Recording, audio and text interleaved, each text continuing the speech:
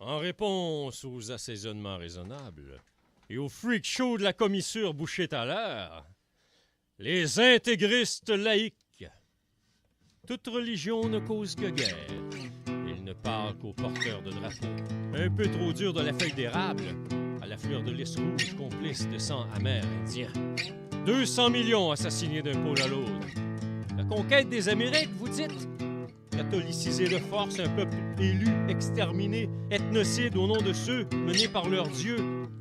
Ne vaudrait-il pas mieux être intégriste laïque que cardinal Willy Waller Ouellette dans le Publisac, une tête à claque, la soutane sanguine, made in China, et replongé dans la grande noirceur du Québec d'autrefois? Ne croyez-vous pas qu'on en a eu assez de tous ces endoctrinements de bérets blancs pis de faux curés?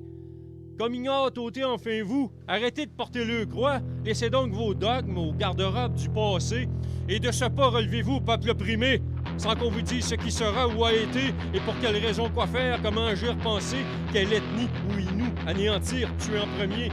Peuplade de moutons, French canadianisés, américanisés, vous êtes pas tannés? Mourir, bande de caves! Soyez libres, déchapelettisez-vous, donnez-vous une parole, gang d'ADC, donnez-vous une contrée, un pays!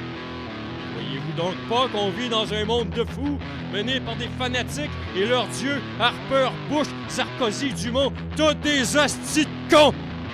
La droite se réassure, les vieilles valeurs réconfortent, mais dites-moi, quel lourd prix à payer pour la pseudo-vérité, intello-rectitude, château maroitisé, aux toilettes silencieuses pensées, bien lubrifiées, au rectum tube, génération de kiwai, vous vous faites fourrer.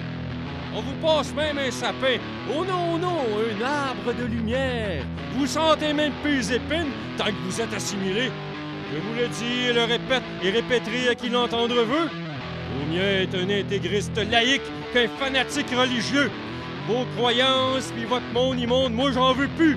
Voyez où ça nous a menés.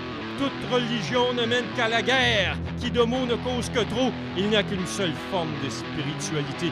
Au fond de vous seul peut-être, un jour trouverez. Devenez libre penseur, cessez d'être endoctriné, brainwashé, fascisé, manipulé, contrôlé, à l'unique pensée adhérée, à l'université formée, en études littéraires étudiées. Poète succédané édulcoré, à l'unique pseudo-différente plume écrire, pensant détenir le format, le style, la méthode, la manière. Réveillez-vous, bande de ratés sympathiques, de supposés, supposants, suppositoires. Vous dormez au gaz, votre temps est compté. Hey, c'est assez! Attendez pas de crever, bande de caves! Que faites-vous de votre subversité, résilience, révolte, anarchisme, authenticité, vérité, différence, résistance, défiance, engagement, patriotisme, indépendance? Qui êtes-vous vraiment qu'un autre style d'apleventré, éliticisé, hiérisé, assimilé? Ne voyez-vous pas qu'on a besoin de vous?